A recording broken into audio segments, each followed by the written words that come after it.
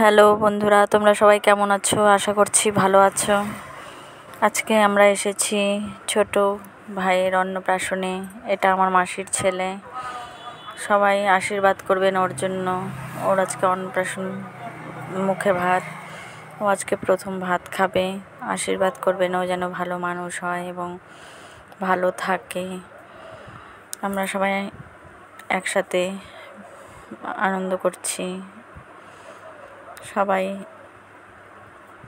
এসেছি এখানে একসাথে। তোমরা সবাই ভিডিওটা দেখো এবং শেষ পর্যন্ত এনজয় করো আর আশীর্বাদ করো ও যেন ভালো থাকে।